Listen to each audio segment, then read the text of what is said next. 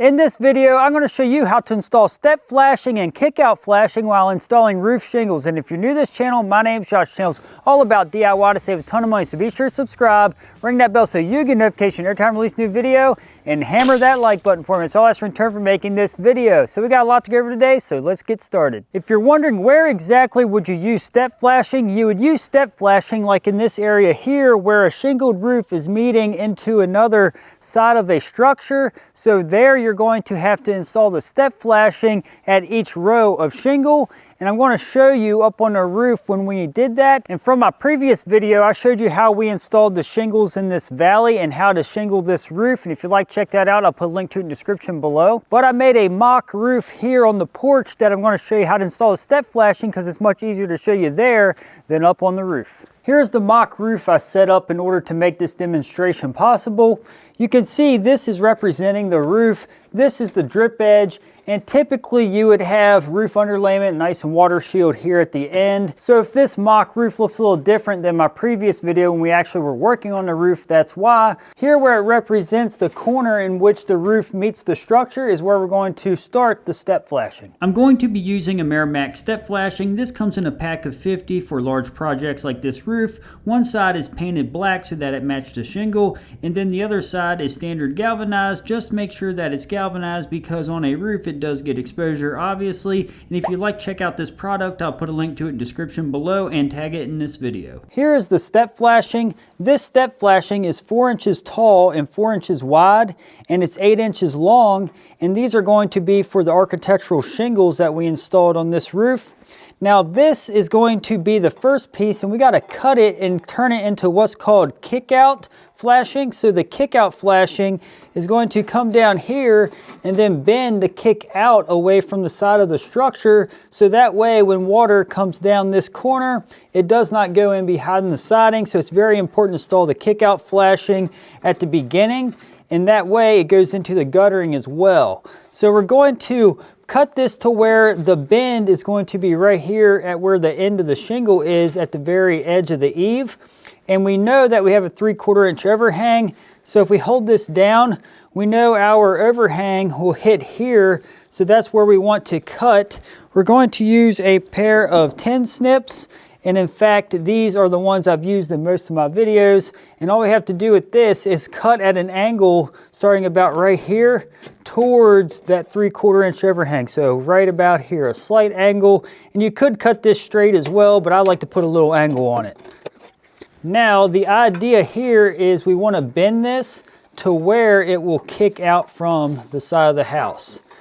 You can see that already gives us a kick out close to what we want. So in order to make this better, we want to make sure it is not kicked out super sharp like that, because clearly that's going to cause a dam. We want to put it at a nice gentle angle like this. So we want to cut off this little piece right here on the edge and fold this over in order to keep this from kicking out too far. So in fact, some people would just cut this straight off and this straight off, which that's fine too. But I like to bend this to hold this from pushing out too much. And I'm going to use my needle nose just to flatten that out. I'm now going to cut off this little piece of excess metal. And there we go. So now when we install our shingle, the edge of the shingle is going to hit right here in this corner. And we also want to place a little sealant here after we have it installed. And the reason why I like to bend that, like I said, that makes it nice and strong as well. Here is an up-close visual of the kick-out flashing. You can see we bent the metal right around to hold it together into place. In order to nail this into place, we want to make sure that that corner is about at the very end of the starter strip. And right here is my 7-inch mark to give me a 3/4 inch overhang because the starter strip is 7 3/4. And right here is where we want to actually nail this. So I'm going to move this out of the way. We're going to nail it to the side of the building. I'm going to place a nail here at the top to hold it into place. And now place that tight against the structure, and in the corner we're going to place a nail right here. And these are just standard 1.25 inch roofing nails. Then place one here on this side. Something else I like to do is cut off this little excess amount of the kick out flashing, and the reason why that is, that's just a little more than what you need. You obviously ain't going to have water come up that high on it, so I'm just going to come up about halfway, make a slight angle up towards the center. And obviously we could have cut this off after the fact as well. You could either bend this back and then nail it here against the structure, or you could cut that off. I'm just going to cut it off. Make sure that's flattened out. I'm now going to use the roof sealant that we've been using while installing this roof right here in the corner. And the main thing is just make sure it's a good quality sealant. You do not want this to fail over time because a lot of water will hit in that corner.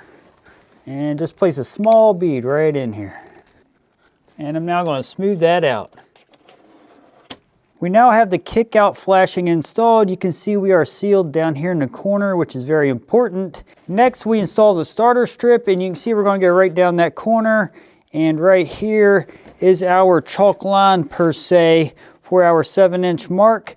And that gives us a 3/4 inch overhang, and we're hitting right down here at the bottom of the kick out flashing. Now when we nail this, we're going to stay right above the tar line because obviously our drip edge is down here and there's an overhang, so wood is not till up here, and we do not want to nail right here on this edge. We want to make sure that we stay back just about 3.5–4 inches, just because if you put a nail here, you're going to be close to that crease and that could cause a leak. So I'm going to nail back here, again about 3.5–4 inches. Next, I'm going to install a full piece of step flashing, and this is going to be installed flush with the bottom of the starter strip. Now you can let this extend down a little bit. Some people let this extend down about 1/4 inch or so past the edge, but for me, I always like to space mine to where it is right at the end of the starter strip and at the edge of the shingle, so it's kind of hidden right in the edge. Now this is going to be nailed, one at this top corner, one at this bottom top corner, then one here in the back to hold it down.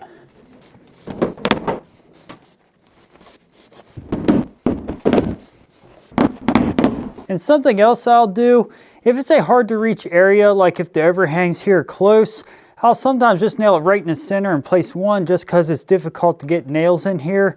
So here, when I can nail it easy, I definitely put two. But if it's a difficult area, I'll put one in the center, like how I'll show you here later in this video up on the roof. Now that the full piece of step flashing is installed, we can now install our next shingle. And again, these ain't cut to length in any particular reason for a starter or anything. This is just for demonstration. So right here, we're going to go flush with the bottom of the starter strip like we typically would. And if you've seen my video installing shingles, you'll know how to do the process in which the first row starter strip and all that go in the correct sequence. So right here looks good. So we're going to nail this shingle on here in the common bond. And again, we're going to stay about 3.5–4 inches away from the edge here. Now going to install the second piece of step flashing for the second row. Now with this one, we want to make sure that we hold it to where the edge of the shingle is going to be right here where the exposure line is going to be. So the next shingle is going to start right here at the bottom of this lip. So we want to make sure that the step flashing is at least right there at the bottom. You don't want your step flashing up high like this. You want to make sure that's here, or again, some people install it to where it's sticking down past the shingle, but again, I always just do it to where it's flush, like so. So we're going to go ahead and nail this into place, just like we nailed this piece of step flashing on. And when we place a nail here in this corner, we want to make sure we're placed tight down at that crease. You do not want to nail it when it's like that because you can see the obvious issues there. So we want to hold it down tight, then place a nail here at this corner.